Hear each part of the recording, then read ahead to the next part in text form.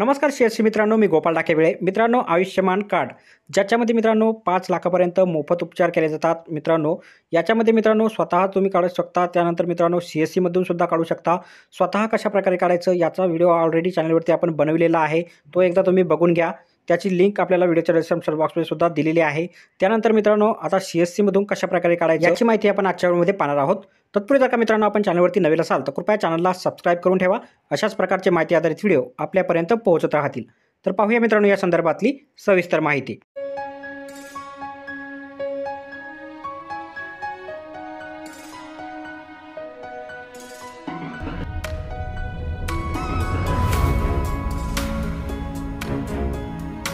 तर मित्रांनो, सर्वात अगोदर तुम्हाला beneficiary.nha.gov.in या वेबसाईटवर यायचं आहे.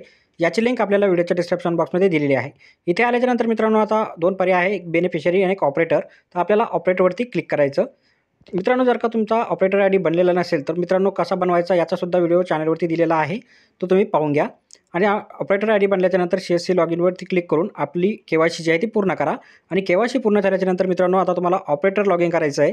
यामध्ये तुम्हाला ऑपरेटरचा मोबाईल नंबर म्हणजे तुमचा मोबाईल नंबर टाकायचा आहे आणि व्हेरीफाय करायचा आहे. व्हेरीफायवरती क्लिक केल्याच्यानंतर मित्रांनो एक मोबाईलवरती OTP येईल. आलेला OTP इथं इंटर OTP या रकाने टाकून घ्यायचा आहे. आणि हा जो कॅप्चा दिला आहे कॅप्चा टाकून लॉगिन बटनावरती क्लिक करा. लॉगिन झाल्याच्यानंतर मित्रांनो अशा प्रकारे आयुष्यमान भारतचं पोर्टल तुमच्यासमोर ओपन होईल. यामध्ये सर्च, लिंक आधार, डाउनलोड किंवा कार्ड डिलिव्हरी इत्यादी जे आहे तुम्ही कामं करू शकता. आता सर्वात अगोदर मित्रांनो तुम्हाला कस्टमरचं काढायसाठी स्कीम निवडायची आहे, ज्यामध्ये अशा प्रकारे पाहू शकता. त्यानंतर कस्टमरचा जो जिल्हा असेल तो जिल्हा निवडा. त्यानंतर सर्च बायवरती क्लिक करून फॅमिली ID, आधार नंबर, नेम आणि प्रधानमंत्री जन आरोग्य ID योजना. तर याच्यामधून आधार नंबरवरती क्लिक करायचं. पुढे कस्टमरचा आधार नंबर टाकायचा आणि पुढे सर्च बटनावरती क्लिक करायचं.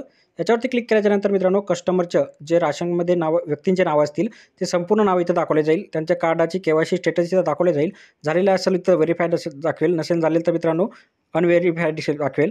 त्यानंतर त्याच्यापुढे ॲक्शन म्हणून एक बटन आहे, त्यावरती KYC म्हणून एक ऑप्शन येईल. याच्यावरती क्लिक केल्याच्यानंतर मित्रांनो अशा प्रकारे संपूर्ण माहिती तुमची इथं ओपन होईल.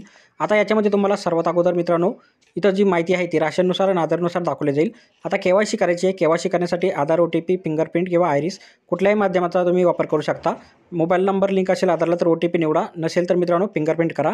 फिंगरप्रिंटवर अशा प्रकारे केल्याच्यानंतर आधार नंबर दाखवेल, याला व्हेरीफाय करा. व्हेरीफाय केल्याच्यानंतर मित्रांनो या बॉक्समध्ये टिक करा. यानंतर अलाववरती क्लिक करायचं आहे.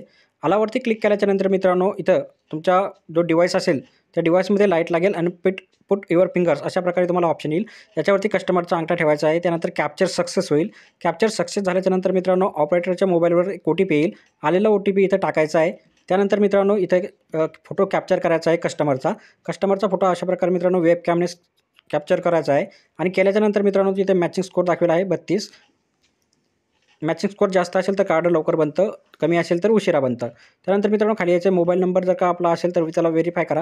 व्हेरीफाय केल्याच्यानंतर OTP येईल, OTP टाका. त्यानंतर तुमची जन्मतारीख जी असेल आधारवरची ती जन्मतारीख टाका. त्यानंतर रिलेशन टाकायचं आहे. त्यानंतर पिनकोड टाकल्याच्यानंतर स्टेट जे आहे ते ऑटोमॅटिकली आलेलं आहे.